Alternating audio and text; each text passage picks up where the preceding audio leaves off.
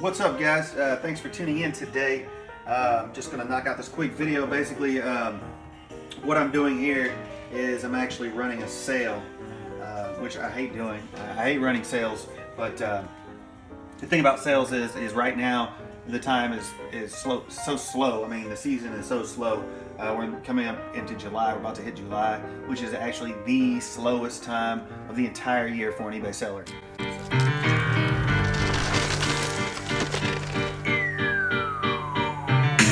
Thrift, baby. I said a drift, baby, floating down in H-Town, Ohio. So what I'm doing is basically just boosting sales, and I've been sitting here for probably the last hour and a half just running sales. And I mean, you can run sales in many different ways.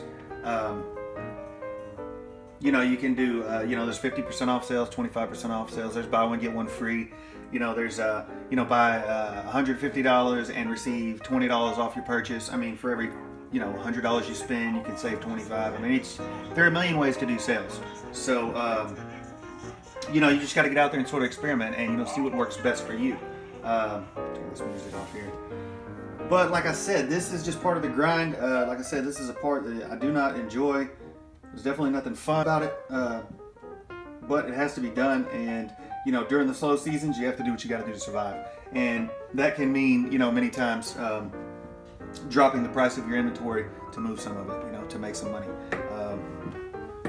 You know, I price my items actually as high as I can, and obviously you guys want to also, because, you know, if someone's willing to pay, you know, $75, you don't sell something for $35 that someone's willing to pay $75 for.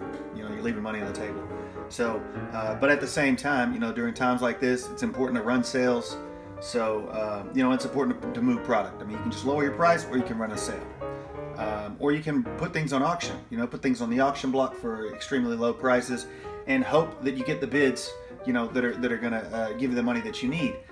At the same time, never price things so low, you know, on an auction that you're going to lose money. If you're going to price something in an auction, then make sure that at that first minimum bid, you're making money. So even if you're pricing something at $15, you know, if that's the minimum bid, then make sure that when you get that $15 bid that you actually made money on that item, because you never want to price something lower than what you paid for it.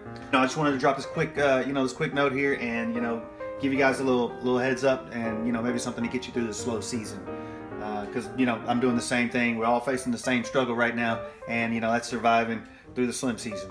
So, and then at the same time, you know, don't forget and make sure you're pounding out listings. You know, make sure you're just putting listings out, putting them out.